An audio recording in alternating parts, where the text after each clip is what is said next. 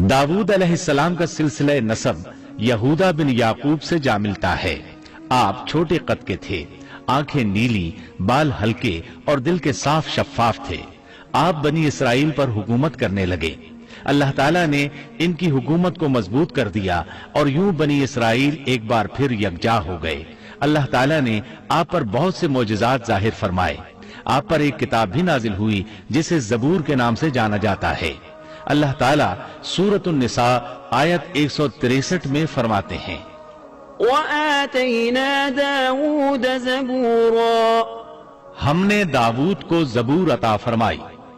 आप तमाम इंसानों से ज्यादा खूबसूरत आवाज वाले थे। सही बुखारी की एक हदीस में है कि एक मर्तबा रसूलुल्लाह सल्लल्लाहु अलैहि वसल्लम ने अबू मूसा अशअरी रजी अल्लाह अन्हु को कुरान मजीद की तिलावत करते सुना। उनकी आवाज बहुत खूबसूरत थी। आप उनकी क़िराअत तवज्जुह से सुनने लगे।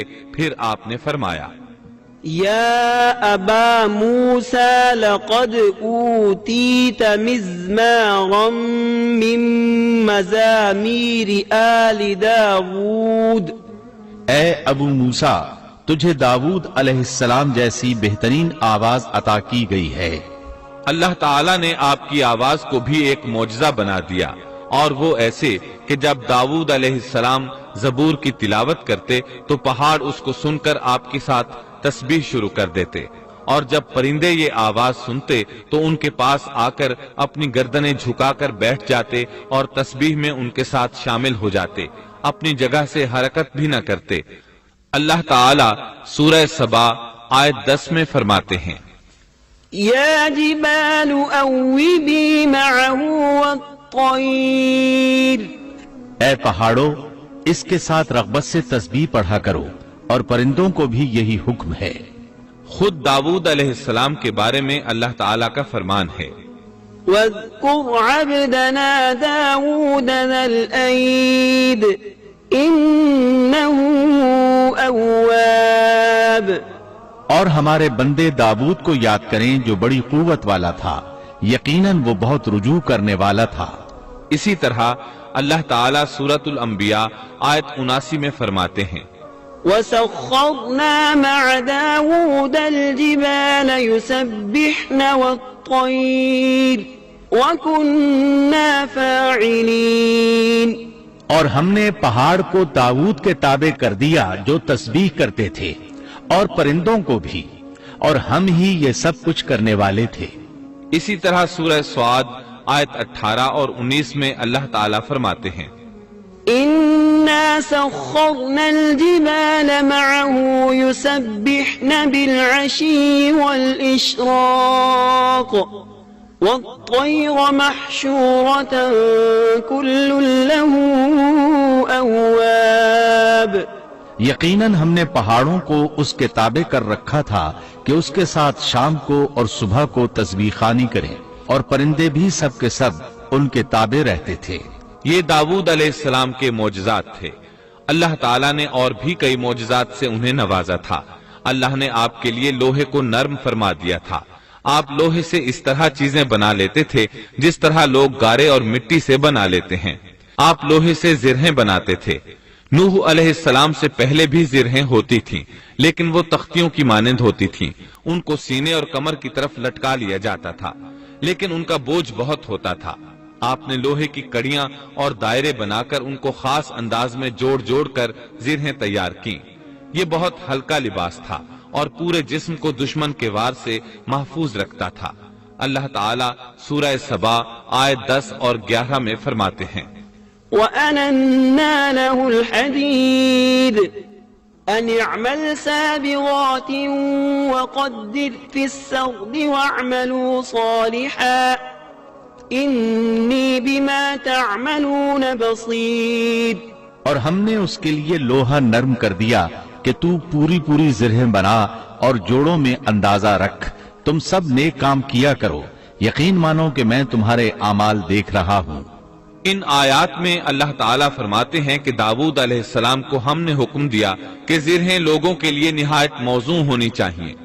उनकी कड़ियों को बड़े मुनासिब अंदाज में जोड़ना, न इस कदर मोटी हो कि उनका वजन बढ़ जाए, न इस कदर पतली कि जल्द कट जाएं और अपना मकसद पूरा न कर सकें।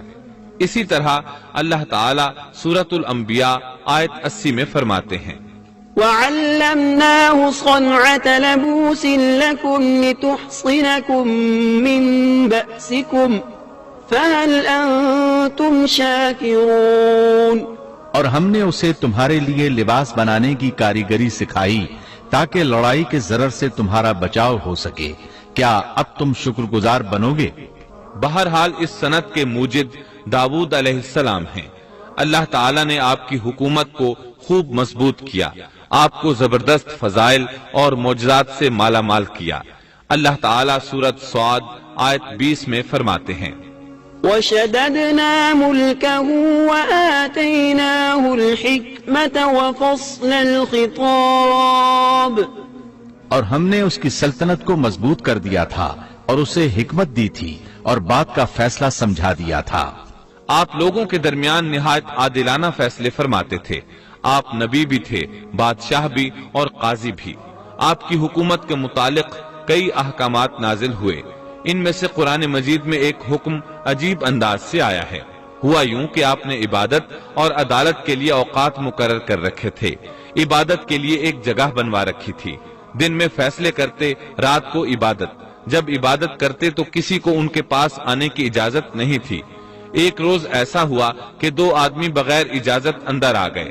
دروازہ بند تھا لیکن وہ دیوار پھاند کر اندر آ گئے۔ آپ ڈر گئے کہ کہیں حملہ آور نہ ہو۔ اللہ تعالیٰ سورۃ صاد آیت 21 اور 22 میں فرماتے ہیں وَهَلْ أَتَاكَ نَبَأُ الْخَصْمِ إِذْ تَسَوَّرُوا الْمِحْرَابَ إِذْ دَخَلُوا عَلَى دَاوُودَ فَفَزِعَ مِنْهُمْ قَالُوا لَا تَخَفْ خَصْمَانِ بَغَى بَعْضُنَا عَلَى بَعْضٍ فَاحْكُم بَيْنَنَا بِالْحَقِّ وَلَا تُشْطِطْ وَاهْدِنَا إِلَى سَوَاءِ الصِّرَاطِ۔ اور کیا تجھے جھگڑا کرنے والوں کی بھی خبر ملی جبکہ وہ دیوار پھاند کر محراب میں آ گئے؟ جب یہ داؤد کے پاس پہنچے تو وہ ان سے ڈر گئے۔ وہ کہنے لگے خوف نہ کیجیے، ہم مقدمہ کے 2 فریق ہیں، ہم میں سے ایک نے دوسرے پر زیادتی کی ہے، لہٰذا آپ ہمارے درمیان حق کے ساتھ فیصلہ کر دیجئے اور ناانصافی نہ کیجیے اور ہمیں سیدھی راہ بتا دیجئے۔ داؤد علیہ السلام نے فرمایا بتاؤ تمہارا کیا مسئلہ ہے؟ ان میں سے ایک نے کہا إن هذا أخي له 99 نعجة ولي نعجة واحدة فقال أكفلنيها وعزني في الخطاب۔ یہ میرا بھائی ہے، اس کے پاس 99 دمبیاں ہیں اور میرے پاس ایک ہی دمبی ہے، لیکن یہ مجھ سے کہہ رہا ہے کہ اپنی یہ ایک بھی مجھے دے دے اور مجھ پر بات میں بڑی سختی برتتا ہے۔ اس آیت کی تفسیر میں ہے کہ ایک دمبی والے بھائی نے کہا یہ میرا بھائی بہت چالاک ہے، برے طریقے سے بات کرتا ہے، کہتا ہے کہ میری دمبیاں چرنے جاتی ہیں تو اس اپنی ایک دمبی کو بھی ان کے ساتھ بھیج دیا کرو۔ جب میری دمبی اس کی دمبیوں کے ساتھ آنے جانے لگ گئی تو اب یہ کہتا ہے کہ یہ بھی میری ہے، اب میں خالی ہاتھ ہوں۔ اس طرح میں اس کے ظلم کا نشانہ بن چکا ہوں۔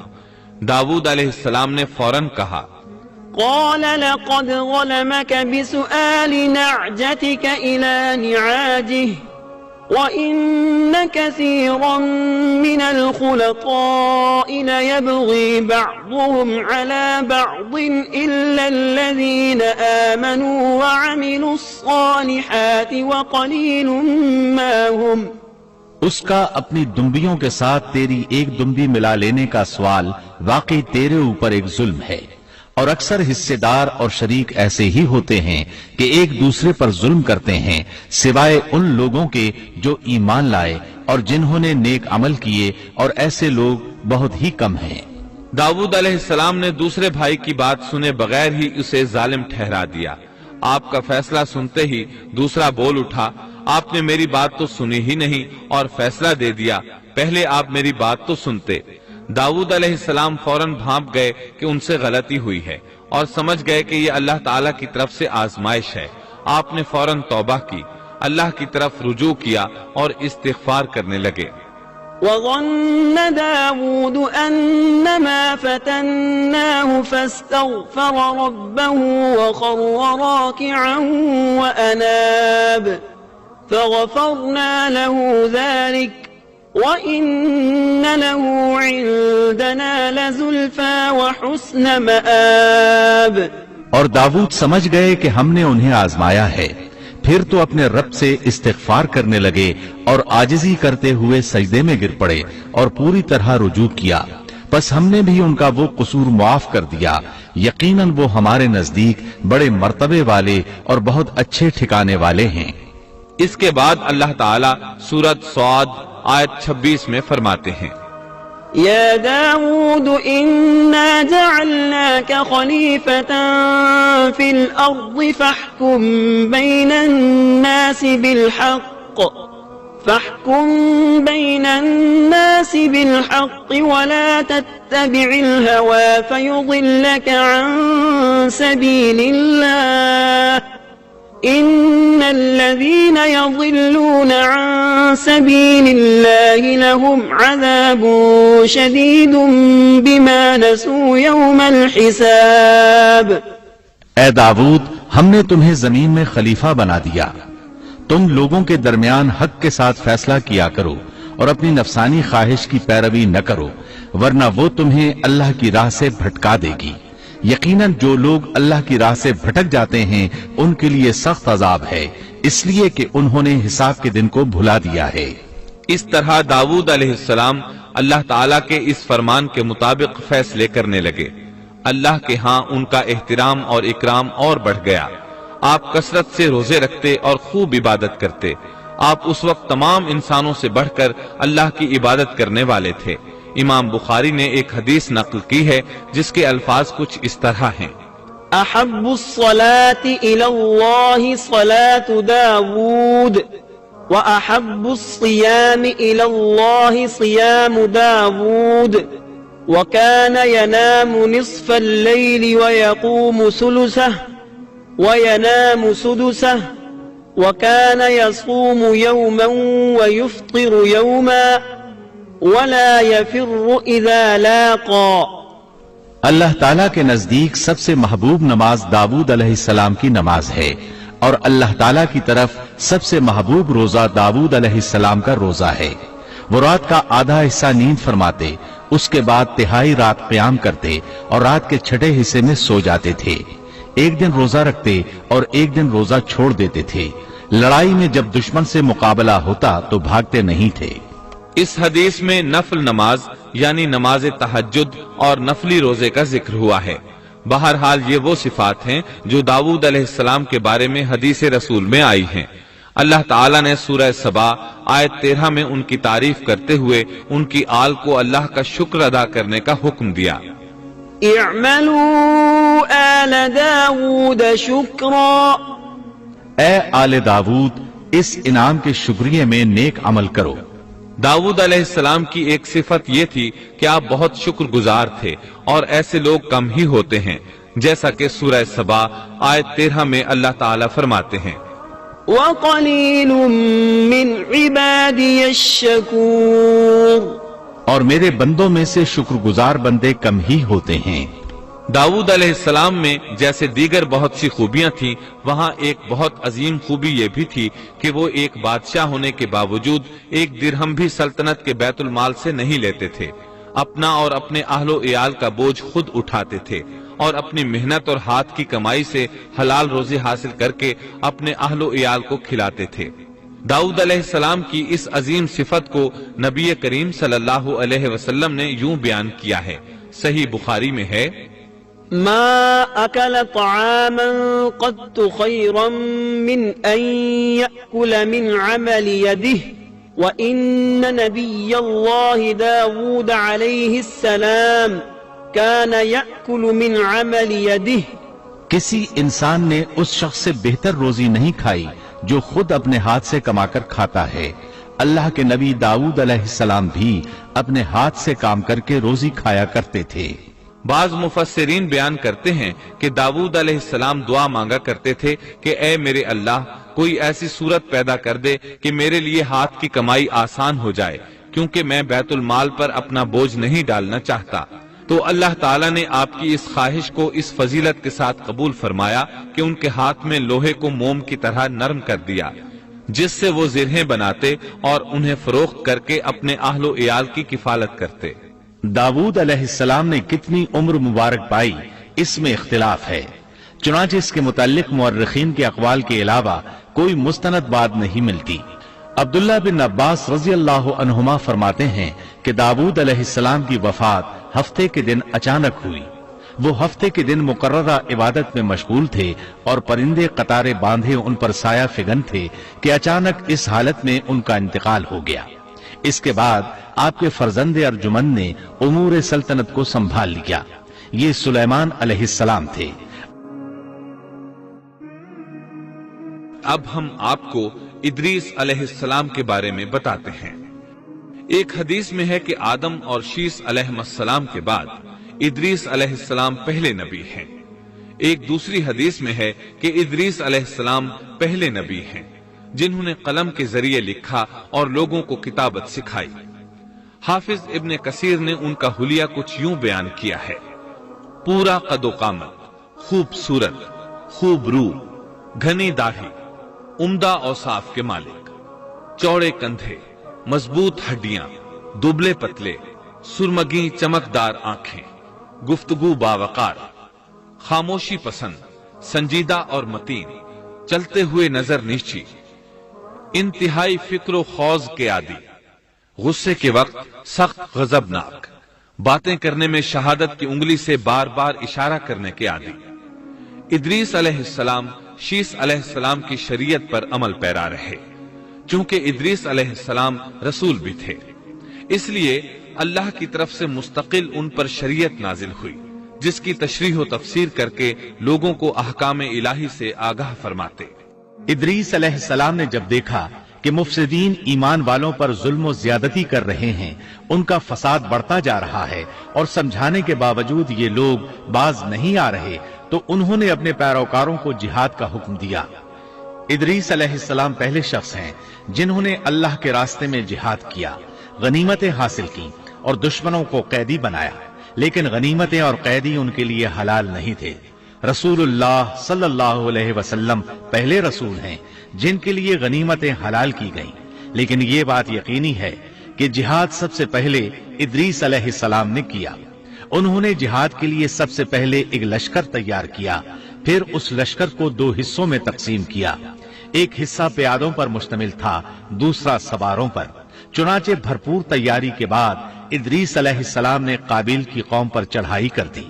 حق و باطل کے درمیان زبردست مارکے ہوئے۔ آخرکار ادریس علیہ السلام نے انہیں گھٹنے ٹیکنے پر مجبور کر دیا، ان کا بہت سا مال و اسباب لوٹ لیا اور لوگوں کو قیدی بنا لیا۔ اللہ تعالیٰ نے ان تمام باتوں کا ذکر نہیں فرمایا، بلکہ اللہ نے ان کی سیرت کے بارے میں اپنی کتاب قرآن مجید میں اشارتاً ذکر فرمایا ہے۔ مثلا سورہ مریم آیات 56 اور 57 میں ارشاد ہوتا ہے: واذكر في الكتاب إدريس إنه كان صديقا نبيا ورفعناه مكانا عليا۔ اور اس کتاب میں ادریس کا بھی ذکر کر، وہ بھی نیک کردار نبی تھے، ہم نے انہیں بلند مقام پر اٹھایا۔ ان کے بلند مرتبے کے بارے میں بخاری اور مسلم میں حدیث موجود ہے کہ نبی کریم صلی اللہ علیہ وسلم نے فرمایا، میں نے معراج کی رات چوتھے آسمان پر ادریس علیہ السلام سے ملاقات کی، وہ چوتھے آسمان پر بلند مقام پر فائز تھے۔ ابن جریر نے ایک روایت بیان کی ہے، وہ روایت اس بات کی وضاحت کرتی ہے کہ اللہ تعالیٰ کے ارشاد وَرَفَعْنَاهُ مَكَانًا عَلِيًّا سے کیا مراد ہے، اس کا کیا مفہوم ہے۔ ابن جریر کے علاوہ دیگر بڑے بڑے مفسرین اور مورخین نے بھی اس روایت کو ذکر کیا ہے، لیکن اس کی کوئی صحیح سند نہیں مل سکی۔ وہ روایت یہ ہے۔ ابن ابی حاتم وغیرہ نے اس روایت کو ہلال بن یسار سے بیان کیا ہے۔ وہ کہتے ہیں، میری موجودگی میں ابن عباس رضی اللہ عنہما نے کعب رحمت اللہ علیہ سے پوچھا، काब इदरीस अलैहिस्सलाम के मुताल्लिक अल्लाह ताला के इस कौल وَرَفَعْنَاهُ مَكَانًا عَلِيًّا हमने उन्हें बुलंद मकाम पर उठा लिया का क्या मतलब है? तो काब रहमतुल्लाह अलैहि ने जवाब दिया, अल्लाह ताला ने इदरीस अलैहिस्सलाम पर एक मर्तबा ये वही नाजिल फरमाई, ऐ इदरीस, तमाम अहले दुनिया जिस कदर रोजाना नेक अमल करेंगे उन सब के बराबर में तुझे हर दिन अजर दूंगा। इदरीस अलैहिस्सलाम ने यह सुना तो उन्हें ख्वाहिश महसूस हुई कि मेरे आमाल में रोज अफसू इजाफा हो, इसलिए उम्र का हिस्सा तवील हो जाए तो अच्छा है। उन्होंने वही इलाही और अपने इस ख्याल को एक रफीक फरिश्ते पर जाहिर करके कहा, इस मामले में मौत के फरिश्ते से गुफ्तगू करो ताकि मैं नेक आमाल का ज्यादा से ज्यादा वक्त हासिल कर सकूं। उस फरिश्ते ने जब ये सुना तो इदरीस अलैहिस्सलाम को अपने बाजुओं पर बिठाकर ले उड़ा। जब ये चौथे आसमान से गुजर रहे थे तो मौत का फरिश्ता जमीन पर आने के लिए उतर रहा था। वहीं दोनों की मुलाकात हो गई। दोस्त फरिश्ते ने मौत के फरिश्ते से इदरीस अलैहिस्सलाम के बारे में गुफ्तगू की। मौत के फरिश्ते ने दरियाफ्त किया, इदरीस अलैहिस्सलाम कहाँ हैं? उसने कहा, मेरी पुश्त पर। मौत का फरिश्ता कहने लगा, मुझे अल्लाह की तरफ से ये हुक्म मिला है कि चौथे आसमान पर इदरीस अलैहिस्सलाम की रूह कब्ज करूं, इसलिए मैं सख्त हैरत में था कि ये कैसे मुमकिन है। इदरीस अलैहिस्सलाम तो जमीन पर हैं। चुनाचे मौत का फरिश्ता इदरीस अलैहिस्सलाम के पास आया, उनसे इजाजत तलब की और उनकी रूह कब्ज कर ली। अंबिया को ये इम्तियाज हासिल है कि फरिश्ता उनकी इजाजत के बगैर उनकी रूह कब्ज नहीं कर सकता, और रसूलुल्लाह सल्लल्लाहु अलैहि वसल्लम को तो ये इख्तियार दिया गया कि आप दुनिया में मजीद रहना पसंद करें तो रह सकते हैं, या फिर रफीक आला की रिफाकत को पसंद कर लें। आपने रफीक आला की रिफाकत को पसंद फरमाया। इस तरह इदरीस अलैहिस्सलाम की रूह चौथे आसमान पर कब्ज की गई। इन्हें भी ईसा अलैहिस्सलाम की तरह आसमान पर उठाया गया। फर्क यह है कि ईसा अलैहिस्सलाम की रूह कब्ज नहीं की गई। ये वाकया नकल करके काब रहमतुल्लाह अलैह फरमाते हैं कि अल्लाह ताला के इरशाद وَرَفَعْنَاهُ مَكَانًا عَلِيًّا की तफसीर यही है, लेकिन दुरुस्त बात यह है कि ये इसराइली रिवायत है। इदरीस अलैहिस्सलाम की वफात हो गई तो लोग फसाद में और बढ़ गए, उनमें शर फैल गया, ताहम वो तौहीद पर कायम रहे। बुत परस्ती का उनमें कोई शऊर नहीं था। लोग आदम अलैहिस्सलाम की वफात के 1000 साल बाद तक तौहीद पर कायम रहे। उनमें फिस्क व फुजूर जरूर था, लेकिन शिरक नहीं था।